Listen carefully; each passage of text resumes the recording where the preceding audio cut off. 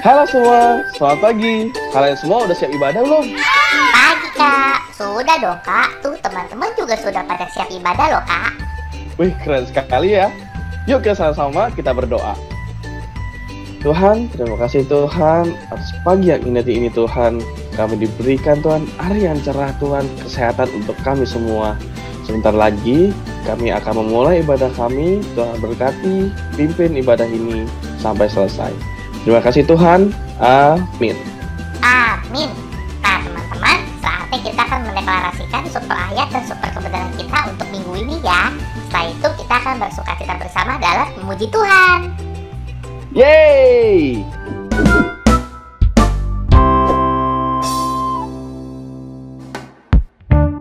Yesus adalah pokok anggur yang benar. Aku dapat bertumbuh dengan tetap terhubung dengannya. Yohanes 15 ayat 5. Akulah pokok anggur dan kamulah ranting tanaman. Barang siapa tinggal di dalam aku dan aku di dalam dia, ia berbuah banyak. Seperti buah, aku kamu tidak dapat berbuat apa-apa.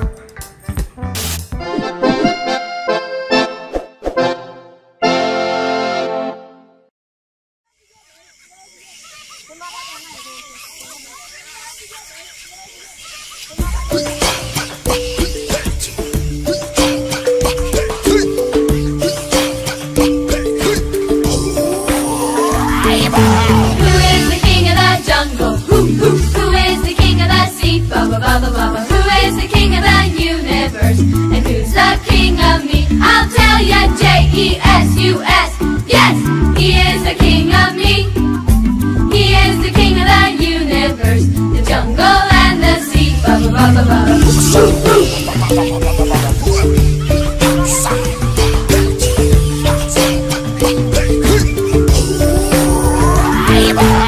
is the king of the jungle? Who is the king of the sea? Ba ba ba ba ba. Who is the king of the universe? And who's the king of me? I'll tell ya, J-E-S-U-S. Yes, he is the king of me. He is the king of the universe, the jungle and the sea. Ba ba ba ba ba.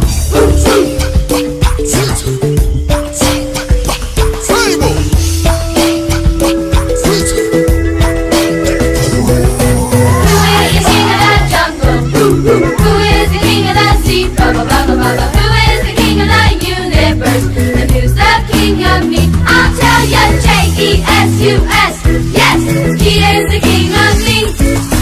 He is the king of the universe, the jungle and the sea. Ba ba ba ba ba ba. He is the king of the universe, the jungle and the sea. Ba ba ba ba ba.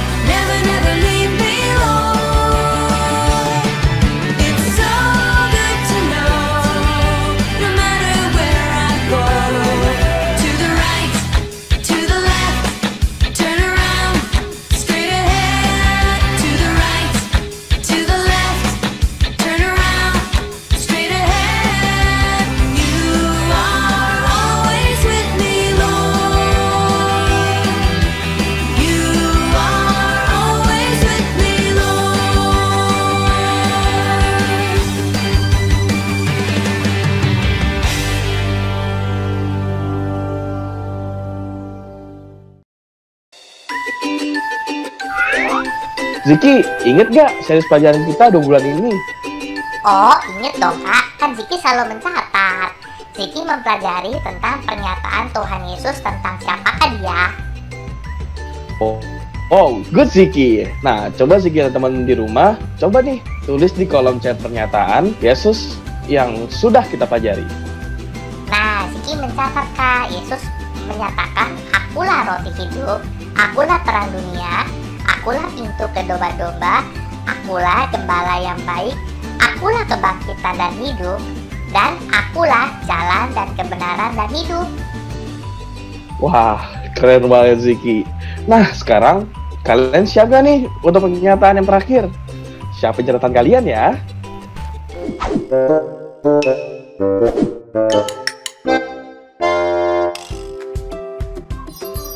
Shalom adik-adik, apa kabarnya semua? Semoga kakak harap sehat-sehat aja. Mau yang di rumah ataupun dimanapun, lagi liburan kayak atau apapun ya, atau mungkin lagi ulangan. Tapi kakak berdoa yang terbaik, kakak berdoa supaya adik-adik semua tetap sehat.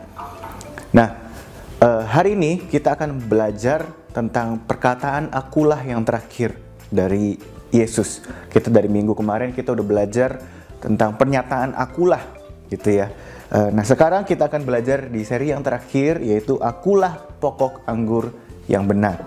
Yuk adik-adik kita coba baca di Yohanes 15 ayat 1-8. Kakak akan bacakan secara cepat ya. Yohanes 15 ayat 1-8. Akulah pokok anggur yang benar dan Bapakulah pengusahanya. Setiap ranting padaku yang tidak berbuah dipotongnya, dan setiap ranting yang berbuah dibersihkannya, supaya ia lebih banyak berbuah. Kamu memang sudah bersih karena firman yang telah kukatakan kepadamu. Tinggallah di dalam aku dan aku di dalam kamu. Sama seperti ranting tidak dapat berbuah dari dirinya sendiri kalau ia tidak tinggal pada pokok anggur. Demikian juga kamu tidak berbuah jikalau kamu tidak tinggal di dalam aku. Akulah pokok anggur dan kamulah ranting-rantingnya. Barang siapa tinggal di dalam aku dan aku di dalam dia, ia berbuah banyak. Sebab di luar aku kamu tidak dapat berbuah apa-apa. Barang siapa tidak tinggal di dalam aku, ia dibuang keluar seperti ranting dan menjadi kering, kemudian dikumpulkan orang dan dicampakkan ke dalam api lalu dibakar. Jikalau kamu tinggal di dalam aku dan firmanku tinggal di dalam kamu, mintalah apa saja yang kamu kehendaki dan kamu akan menerimanya. Dalam hal inilah Bapakku dipermuliakan, yaitu jika kamu berbuah banyak, dan dengan demikian kamu adalah murid-muridku. Oke, jadi ini bicara tentang bahwa Yesus adalah pokok anggur yang benar. Jadi kalau adik-adik tahu, di dalam pohon anggur itu ada banyak ranting-rantingnya. Dan seperti kebanyakan, walaupun memang bentuknya berbeda dengan pohon-pohon biasa, tapi tetap ranting itu, yang namanya ranting, memang tidak bisa berbuah sendiri kalau ranting nggak nempel. Coba adik-adik kalau misalnya lihat ada pohon apapun deh, rantingnya jatuh, rantingnya copot dari batangnya. Dari batang yang menempel ke akarnya itu, kalau misalnya rantingnya nggak nempel ke batangnya itu, kira-kira rantingnya bisa menghasilkan buah nggak? Nggak bisa. Berbunga segala macam ya mana bisa. Kalau rantingnya jatuh ke lantai, rantingnya patah, putus dari batang pohon itu, nggak mungkin rantingnya bisa berbuah. Karena sumber nutrisi dari pohon itu terletak di batangnya, di pokoknya. Yaitu kalau di sini dalam konteksnya adalah pokok anggur. Karena di zaman itu banyak memang pohon-pohon anggur. Banyak memakai istilah-istilah pohon anggur. Karena mereka di situ adalah suatu pohon yang cukup sering dilihat. Nah jadi adik-adik, ini adalah yang Yesus maksudkan waktu dia bilang, akulah pokok anggur yang benar dan kita carang-carangnya atau ranting-rantingnya. Jadi Yesus tuh berharap bahwa kita bisa menempel sama dia terus. Nah kalau ranting-ranting itu bukan cuma menempel sesaat loh. Oh hari ini mau nempel, besok lepas ah. Sekali lepas ya lepas adik-adik. Dan sekalian nempel ya nempel. Gitu. Gak ada ceritanya nempel sehari, besok lepas gitu ya. Nah, jadi ini yang Yesus tuh mau kita seperti itu. Yesus mau kita seperti ranting-rantingnya. Kita nempel sama Yesus terus. Kita cari Yesus terus. Dan di situ kita mendapatkan kekuatan. Amin adik-adik. Nah, ini kenapa sih Yesus tuh menekankan sekali kalau kita untuk menempel ke pokok anggur, menempel ke dia. Karena Yesus tuh mengibaratkan seperti tadi, kalau ranting itu nempel ke pokok anggurnya, maka ranting itu bisa menghasilkan buah. Gitu. Nah, Yesus sangat ingin kita menghasilkan buah. Dan tadi kan dibilang Bapa adalah pengusahanya. Namanya pengusaha, pengen dong punya buahnya, ya nggak? Bapa itu pengen melihat buah gitu. Nah, makanya untuk bisa kita menghasilkan buah, kita harus menempel kepada Yesus. Nah, buahnya tuh apa sih gitu loh? Buah apa yang dibicarakan? Nah, sebelum kita diselamatkan nih, adik-adik, sebelum kita diselamatkan dan mengikut Yesus, hidup kita itu dipenuhi oleh buah-buah yang jijik, buah-buah yang kotor. Maksudnya apa sih? Nah, coba kita lihat di Yesaya 64 ayat 6. Demikianlah kami sekalian seperti seorang najis dan segala kesalehan kami seperti kain kotor. Kami sekalian menjadi layu seperti daun dan kami lenyap oleh kejahatan kami seperti daun dilenyapkan oleh angin. Nah, ini adik-adik. Ketika kita tidak menempel sama pokok anggur yang benar. Kalau ada pokok anggur yang benar berarti ada pokok anggur yang salah. Pokok anggur yang benar itu adalah Yesus. Pokok anggur yang salah itu apa? Mungkin dunia atau terutama adalah apa? Kekuatan diri sendiri. Kita nempelnya sama kekuatan diri. Oh, kita tanpa Yesus bisa. Karena saya pintar, makanya saya bisa dapat nilai bagus. Karena saya pintar, saya jadi disayang oleh mama, saya disayang oleh papa. Oh, saya hebat karena semua saya kerjakan sendiri. Nah, itu adalah salah satu yang Tuhan paling tidak suka. Bukannya berarti kita nggak belajar. No, kita tetap belajar. Kita harus bekerja keras. Tapi kita mengandalkan Tuhan. Kita berkata bukan karena kekuatan kita, bukan karena saya belajar, tapi bahkan saya bisa belajar keras pun, saya bisa dapat nilai bagus pun, itu karena Tuhan yang memberikan kita kekuatan. Gitu. Jadi salah satunya adalah kesalehan sendiri atau kekuatan sendiri. Makanya di sini kan dibilang, demikianlah kami sekalian seperti seorang najis dan segala kesalehan kami. Segala kesalehan kami seperti kain kotor. Nah, ini kain kotor ini sebetulnya bukan cuma kain kotor, kain yang benar-benar kotor yang hitam atau bagaimana. Ini kain kotor ini sebenarnya konteksnya di saat itu tuh betul-betul adalah sebuah kain yang melambangkan kekotoran. Ya, kakak nggak akan jelaskan secara detail, tapi itu betul-betul najis istilahnya kalau di zaman dulu. Nah, jadi maksudnya apa? Segala kebaikan kita tuh di mata Tuhan tuh apa sih? Di mata Tuhan, tanpa Yesus, mau kita berbuat baik, tanpa Tuhan, kebaikan kita itu di mata Tuhan adalah seperti kain kotor. Nggak ada bersih-bersihnya. Jadi makanya sebelum kita diselamatkan, kita diselamatkan karena kita percaya sama Yesus, karena kita menempel sama Yesus. Jadi ketika kita tidak menempel, buah-buah kita yang dihasilkan jadinya kotor. Nah, di Matius 7 ayat 17-18 dikatakan, pohon yang baik menghasilkan buah yang baik. Dan pohon yang tidak baik menghasilkan buah yang tidak baik. Makanya tadi kenapa dibilang Yesus adalah pokok anggur yang benar. Jadi kita harus menempel sama pokok anggur yang benar supaya kita menghasilkan buah yang benar. Tapi kalau kita menempel sama pohon yang salah, hasilnya adalah buah yang tidak baik kayak di Matius 7 tadi. Makanya sebelum kita diselamatkan, sebelum kita percaya sama Yesus, walaupun kita mungkin suka kasih uang ke orang jalanan atau bagaimanapun, tanpa kita percaya sama Yesus, itu semua di mata Tuhan sia-sia. Adik-adik mau kasih sedekah kek, kalau di sekolah kan diajarin budi pekerti segala, memberi sedekah lah segala macam, berbuat baik sama orang, ya diajarkan budi pekerti sama sekolah. Adik-adik, selama kita tidak percaya sama Yesus, mau kita punya budi pekerti begitu hebat, di mata Tuhan tetap kotor. Ya, mau kita rajin kasih sedekah, mau nilai kita 100 di semua mata pelajaran, di mata Tuhan, kalau kita tidak percaya sama Yesus, kita tidak menempel sama Yesus, itu adalah sesuatu yang kotor. Gitu. Nah, jadi makanya di sini di Matius juga dikatakan pohon yang baik menghasilkan buah yang baik. Jadi makanya kenapa Yesus bilang menempel sama Yesus, supaya kita menghasilkan buah yang baik. Nah, buah yang baik ini apa sih? Coba kita lihat di Galatia 5 ayat 22-23. Tetapi buah roh ialah kasih, sukacita, damai sejahtera, kesabaran, kemurahan, kebaikan, kesetiaan, kelemah lembutan, penguasaan diri. Tidak ada hukum yang menentang hal-hal itu. Jadi ada 9 karakteristik. Nah, kalau kita melihat 9 karakteristik ini tidak ada satupun yang bilang apa? Buah roh adalah nilai 100 di matematika. Ayo, siapa yang bersyukur kalau ternyata buah roh itu bukan nilai 100 di matematika? Ya, kakak bersyukur karena kakak jarang-jarang dapat nilai 100 di matematika. Kalau misalnya buah roh itu adalah nilai 100 di matematika, wah, kakak udah gak selamat deh. Tapi di sini adalah semua bicara soal karakter, adik-adik.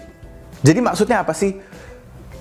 Ada orang mungkin sebagai orang Kristen, ya ngaku-ngakunya orang Kristen, teman adik-adik atau siapapun lah, dapat nilai bagus segala macam, mungkin pinter juga. Tapi dia nggak sabar, dia nggak punya kasih, dia nggak punya sukacita. Selalu yang ada malah ngegerecokin orang, yang ada malah bikin orang marah, yang ada malah usil, yang ada malah betul-betul apa ya, sudah dikasih tahu tapi sudah diajarkan yang baik, tapi betul-betul maunya tuh ngusik orang terus, nyontek mulu kerjaannya. Ayo, itu apa, buah roh atau bukan itu? Gitu. Jadi dia boleh bilang kalau dia orang Kristen, tapi balik lagi di Matius tadi bilang pohon yang baik menghasilkan buah yang baik. Jadi dia boleh bilang orang Kristen, tapi kalau buahnya baik, buahnya nggak baik, berarti kan kita tahu pohonnya apa? Pohonnya bukan pohon yang baik. Gitu. Jadi kita perlu melihat bahwa ada buah, yaitu buahnya itu adalah bicara soal apa? Kasih, sukacita, damai sejahtera. Gitu. Mungkin jadi ada banyak orang, kita di gereja ini terutama kita percaya bahwa bukan cuma performa, bukan cuma hasil yang bagus yang kita tuntut, tapi karakter, being yang baik. Yaitu apa? Tadi di sini pada dasarnya kasih, sukacita, damai sejahtera, kemurahan, kebaikan, kelemah lembutan, penguasaan diri, segala itu. Jadi orang boleh dapat nilai 100 tapi kerjaannya nyontek mulu. Orang boleh dapat nilai 100 tapi berontak sama mamanya, ngomong kasar sama mama papanya. Itu bukanlah contoh orang Kristen. Jadi nilai 100, nilai yang baik, itu bukanlah suatu yang menunjukkan bahwa kita anak Tuhan. Bukan berarti kita nggak boleh dapat nilai bagus, justru kita harus dapat nilai bagus. Tapi kita dapat nilai bagus, tapi yang paling penting adalah kita punya kasih, sukacita, damai sejahtera. Dan itu kita dapatkan bukan karena kita yang pintar mengasihi, bukan karena kita yang kita memaksakan diri, kita ketawa sendiri, kita seolah-olah kita sukacita. Bukan, adik-adik, seperti tadi dikatakan kita harus menempel sama Yesus. Ranting gak bisa menghasilkan buah sendiri, harus nempel sama pokok anggurnya. Jadi karena kita menempel sama Yesus, makanya kita bisa menghasilkan kasih, sukacita, damai sejahtera. Gitu caranya adik-adik. Jadi kita harus setiap hari menempel sama Yesus. Kita harus mengandalkan Yesus. Berdoa, kita harus baca firman, kita harus berkomunikasi dengan Yesus. Gitu. Nah, terus di bagian yang terakhir, yang tadi dibahas ada cerita soal pemangkasan. Katanya ranting yang tidak berbuah akan dipotong, dipangkas. Tapi yang menarik juga adik-adik, bukan cuma ranting yang nggak berbuah loh. Ranting yang punya buah pun sama Yesus, sama Tuhan dipotong. Tapi tujuannya beda adik-adik. Orang-orang yang tidak di dalam Yesus, yang tidak berbuah, mereka dipotong, kemudian dicampakkan ke perapian, dibuang ke perapian, musnah. Tapi orang-orang yang berbuah, yang ada di dalam Yesus, mereka dipotong, tapi supaya apa? Dibilang supaya lebih banyak lagi berbuah. Gitu. Jadi yang lucu adik-adik, jadi kita bisa lihat di sini orang Kristen sama orang bukan Kristen, orang yang percaya Yesus sama yang nggak percaya Yesus, dua-duanya sama dipotong. Dipotong enak nggak sih? Nggak enak. Tapi ada bedanya adik-adik. Mungkin, jadi ketika hidup kita dipotong, mungkin kita harus melewati kesulitan di dalam hidup. Mungkin di dalam sekolah waduh, kenapa saya harus sekelas sama orang yang nyebelin ini 3 tahun berturut-turut? Sama guru yang killer atau sama guru yang gak enak itu 3 tahun saya sama dia. Gitu. Nah, ada anak-anak ketika kita percaya sama Yesus, justru itu nanti malah akan membentuk karakter kita dan akhirnya kita menghasilkan buah lebih banyak. Jadi kita lebih sabar karena ada guru atau ada teman-teman yang nyebelin. Tapi kalau misalnya anak-anak yang mungkin tidak di dalam Kristus, ada orang yang nyebelin, malah dia balas lebih nyebelin lagi. Sehingga akhirnya dia berontak sana sini. Di rumahnya juga jadi makin ngeberontak. Gitu. Ada bedanya adik-adik, ketika kita betul-betul di dalam Kristus, kita menempel sama Yesus, semua itu yang bikin kita susah justru malah membuat kita lebih sabar, lebih lemah lembut, lebih punya pengendalian diri. Di Ibrani 12 ayat 11 dikatakan, memang tiap-tiap ganjaran pada waktu ia diberikan tidak mendatangkan sukacita. Nih soal pemotongan, pemangkasan, tetapi duka cita. Tetapi kemudian ia menghasilkan buah kebenaran yang memberikan damai kepada mereka yang dilatih olehnya. Gitu. Nah, jadi adik-adik, kalau kita memang mungkin di sekolah atau di rumah, aduh lagi kesel banget. Ada banyak hal yang bikin kita susah. Itu normal. Mungkin adik-adik bilang, apa bedanya kalau kayak gitu? Saya datang ke gereja, saya selalu ikut Aero Kids. Tapi kok teman-teman saya yang nggak ikut Aero Kids, nggak percaya Yesus, sama aja hidupnya juga susah mungkin. Sama aja ternyata di rumah juga punya masalah sama kakaknya atau sama adiknya. Sama aja juga buktinya saya sama dia satu kelas sama guru yang killer itu. Buktinya saya sama dia tetap aja dibully ya. Misalnya dibully sama teman ini. Percaya adik-adik, ini bedanya adalah ketika kita di dalam Kristus sama tidak di dalam Kristus. Ketika kita di dalam Kristus kita dipotong supaya apa? Supaya kita menghasilkan buah yang lebih banyak. Nah, bukan berarti teman kita itu yang belum di dalam Kristus bukan berarti kemudian dia langsung dicampakkan. Makanya adik-adik kita harus berdoa supaya teman-teman adik-adik itu boleh percaya, boleh ditempelkan kepada Yesus. Boleh nempel sama Yesus supaya apa? Supaya mereka nggak dicampakkan. Supaya justru, wah mereka nih bareng-bareng sama kita, mungkin bareng-bareng sama adik-adik, mungkin wah di kelasnya nih yang nyebelin gitu. Nah kita berdoa supaya dia nempel sama Yesus. Kenapa? Supaya jadi ketika kita bareng-bareng nih susah tersiksa di kelas ini, justru dia temannya kita ini bisa menghasilkan buah yang baik karena dia menempel sama Yesus. Jangan sampai teman kita menghasilkan buah yang buruk karena dia tidak menempel sama Yesus. Jadi makanya adik-adik kita doakan teman-teman yang belum menerima Yesus, yang belum ada di dalam Kristus. Supaya apa? Supaya kita bersama-sama bertumbuh dan menghasilkan buah yang baik. Amin adik-adik. Kakak mau berdoa untuk kalian semua. Bapak, aku berdoa Tuhan, kami percaya Tuhan bahwa Engkaulah pokok anggur yang benar. Dan biarlah Tuhan kami menempel sepenuhnya kepada Engkau. Biar kami betul-betul mengandalkan Engkau. Bukan mengandalkan bahwa IQ kami tinggi sekali, bahwa kami adalah sangat pintar, kami selalu ranking 1. Biarlah itu bukan yang kami cari, biarlah itu bukan yang kami banggakan. Tetapi biarlah apa yang kami banggakan adalah karena Kristus di dalam kami yang mampu memberikan kami kekuatan untuk belajar, untuk mendapatkan nilai yang baik, untuk punya perkenanan di dalam sekolah, di kelas. Aku berdoa Tuhan untuk orang-orang yang mungkin lagi sulit, untuk anak-anak yang sedang sulit mungkin menghadapi ujian atau apapun itu. Tapi aku mau berdoa supaya mungkin mata pelajaran yang mungkin mereka tidak bisa. Tapi hamba-Mu mau berdoa biarlah ketika kami menempel di dalam Engkau, di dalam Yesus, biarlah Engkau sendiri yang memberikan kepada kami hikmat untuk menyelesaikan pekerjaan-pekerjaan yang dipercayakan kepada kami.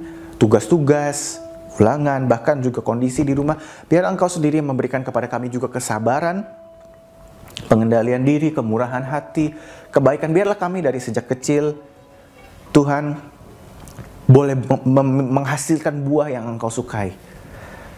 Sebab itu ajarkan kami untuk terus setiap hari menempel kepada Yesus. Dan aku juga berdoa biarlah Engkau juga berikan kepada kami keberanian dan juga hikmat untuk bisa menyampaikan Yesus kepada teman-teman kami yang belum menerima. Sehingga mereka pun bisa bersama-sama dengan kita menghasilkan buah yang baik. Aku telah selesai Tuhan untuk menyampaikan firman. Mau berdoa biarlah Tuhan setiap anak-anak yang menonton pada hari ini. Ataupun mungkin nanti di dalam nonton video atau apapun itu. Hamba mau berdoa biarlah Tuhan Engkau yang beracara di dalam setiap anak-anak ini. Terima kasih Tuhan, hamba serahkan semua ke dalam tangan-Mu. Di dalam nama Tuhan Yesus kami berdoa. Amin. Wah, keren banget pelajaran hari ini. Ziki banyak sesuatu gak hari ini? Iya kak, Ziki belajar, Ziki mau terus terhubung dengan Yesus, dan Ziki mau terus bertumbuh di dalam Yesus kak. Wah, sebuah keputusan yang tepat banget Ziki. Nah teman-teman, kita akan belajar lagi ya di home kita nanti pada hari Rabu jam 5 sore. Nah sekarang kita akan akhiri pada hari ini ya. Yuk kita berdoa bersama-sama. Tuhan Yesus, terima kasih hari ini kami masih boleh berkumpul beribadah bersama. dan belajar bersama teman-teman. Berkatilah Tuhan kakak yang telah mengajar kami pada hari ini. Terima kasih Tuhan Yesus untuk hari ini. Haleluya. Amin. Amin. Nah, setelah ini kita juga ada fellowship loh di Zoom ya. Sampai jumpa, stay safe, happy Sunday, and God bless you all.